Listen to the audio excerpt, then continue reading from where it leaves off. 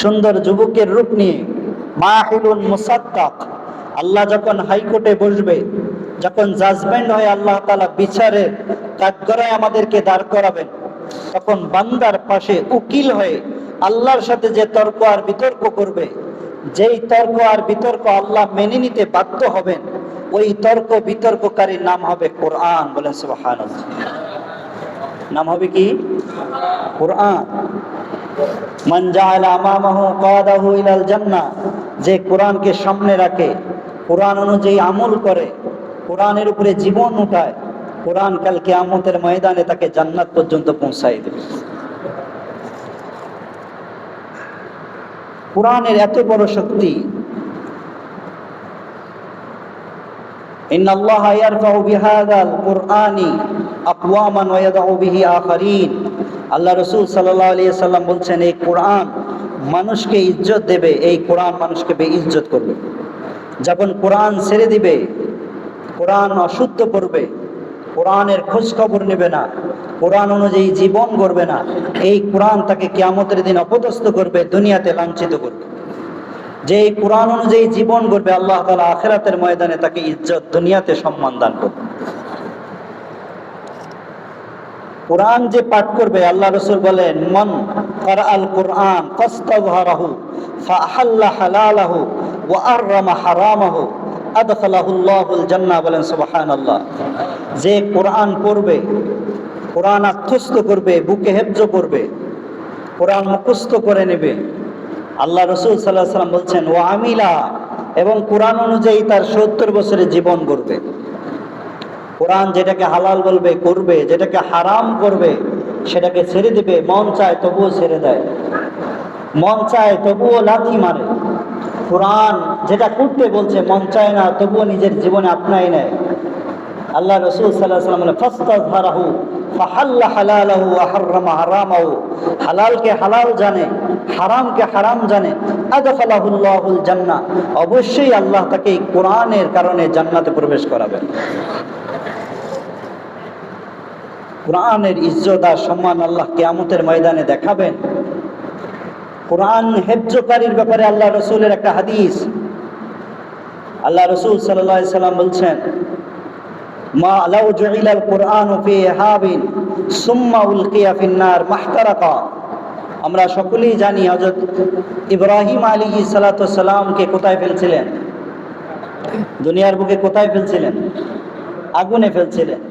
আর আল্লাহ আসমান থেকে বলছিলেন, ইয়া নারু কুনি বারদান ওয়া সালামান আলা ইব্রাহিম, হে আগুন শান্তিময় হয়ে যায় ইব্রাহিমের জন্য। আগুন তো আল্লাহর হুকুম মানে। আমরা যে চোখে দেখি আগুন লাকড়িকে পুড়ে ফেলে, না, লাকড়ি পুড়ে ফেলার পিছনে, আগুনের পিছনে আল্লাহর হুকুম আছে। মুসাখখারাতুম বিআমরি, যদি আল্লাহর হুকুম না হইতো, যদি আল্লাহর নির্দেশ না থাকতো, আগুন ওই লাকড়িকে পুড়তো না। আগুন যে লাকড়িকে পুড়ে ফেলে, এটাও আল্লাহ তাআলার হুকুমে। যখন ইব্রাহিম আলাইহিস সালামকে আগুনে ফেললেন, আল্লাহ তাআলা আগুনকে হুকুম দিলেন, ইয়া নার, হে আগুন, ইব্রাহিমের জন্য শান্তিময় হয়ে যাও। মানে ইব্রাহিম আলাইহিস সালামের শরীরের একটা লোমকেও আগুন পুড়িয়ে দিতে পারেনি, কারণ আগুনের কোনো ক্ষমতা নেই। আল্লাহ রাসূল হাদিসের এই ব্যাখ্যা মুহাদ্দিসিন ইকরাম করছেন, লাউ জুইলাল কুরআনু ফি হাবিন, খুব হাফেজদের জন্য বড় সুসংবাদ, যাকে আল্লাহ হেফজ কোরআন দিয়েছেন, যেই চামড়ায় কোরআন লিখে রাখা হয়েছে, যেই দিলে কোরআন লিপিবদ্ধ হয়েছে, যেই দিল কষ্ট করে কোরআন হেফজ করছেন, লাউ জুইলাল কুরআন ফি হাবিন সুম্মা উলকিয়া ফিন নার, যদি এই লিখিত কোরআনের চামড়া, এই শরীরকে জাহান্নামে নিক্ষেপ করা হয় গুনার কারণে, মাহতারাকা, জাহান্নামের আগুন ওই শরীরকে পোড়াবে না। শুধু কোরআন মুখস্থ করার কারণে হাফেজ সাহেবদের গুনাহ হইতে পারে, আলেমের গুনাহ হইতে পারে, কিন্তু হেফজ কোরআনের কারণে যদি গুনার কারণে জাহান্নামের ফয়সালা হয়ে যায়, যদি জাহান্নামে নিক্ষেপ করে, যদি জাহান্নামের তলদেশে তাকে পতিত হইতে হয়, তো জাহান্নামের আগুনও জ্বলবে, সেও জাহান্নামে নিক্ষিপ্ত হবে। কিন্তু রাসূলের ভাষায় বলছে, সে জাহান্নামের আগুনে থাকবে, কিন্তু জাহান্নামের আগুন তাকে পোড়াবে না। হেফজ কোরআনের এত বড় মর্যাদা। হেফজ কোরআনের ব্যাপারে আল্লাহ রসুলের আরেক হাদিস, বড় সৌভাগ্যবান ওই সমস্ত বাবা আর মা যাদের সন্তানকে আল্লাহ তাআলা হাফেজে কোরআন বানিয়েছেন, যাদের সন্তানকে আল্লাহ হাফেজে কোরআন বানিয়েছেন। আল্লাহর কাছে দোয়া করে যে আল্লাহ তাআলা আমাদের সন্তানগুলোকে হাফেজে কোরআন, হামিলে কোরআন হিসাবে কবুল করে নেন। দুনিয়া দাদিন ও রাহিন, বারবার আমি কথা বলে থাকি, হাফেজে কোরআনকে আল্লাহ তাআলা ক্ষুধার্ত রাখবেন এমন না, অপদস্থ করবেন এমন না, লাঞ্ছিত করবেন এমন না, এহানতের জীবন দিবেন এমন না, ইজ্জতের মকাম, সম্মানের জায়গা আল্লাহ হাফেজে কোরআনকেও দিবেন। এবং হাফেজে কোরআনের বাবা মার ব্যাপারে আসছে, কাল কিয়ামতের দিন যে হাফেজে কোরআনের বাবাকে উলবিসা ওয়ালিদাহু তাজুন, কাল কিয়ামতের দিন হাফেজের বাবা মাকে একটা এমন নূরের টুপি পরানো হবে, যৌহু আহসানু মিন যৌইশ শামস, রাসূলের ভাষায় তার আলো সূর্যের আলোর থেকেও বেশি হবে। লাউ কানাত ফি বুয়ুতিদ দুনিয়া, আল্লাহ রসুল আশ্চর্য হয়ে জিজ্ঞেস করছে, আমার উম্মত বলো, সূর্যের থেকে অধিক আলো বিশিষ্ট যদি একটা টুপি, একটা বাতি তোমাদের ঘরে থাকে তো তোমরা কত আনন্দিত হবে। তো আল্লাহ তাআলা কিয়ামতের দিন বাবা আর মাকে এই টুপি পরিধান করাবেন। এই টুপি আল্লাহ তাদের মাথায় দিয়ে কিয়ামতের দিন ইজ্জত আর সম্মানের জায়গা দিবেন। আর আল্লাহ রসুল আমাদেরকে প্রশ্ন করছেন, ফামা যন্নুকুম বিল্লাযী আমিলা বিহাযা, বলো ওই ব্যক্তির কি সম্মান হবে, ওই ব্যক্তির কি ইজ্জত হবে, ওই ব্যক্তির কি মান আর মর্যাদা হবে যে স্বয়ং কোরআন পাঠ করছে আর আমল করছে।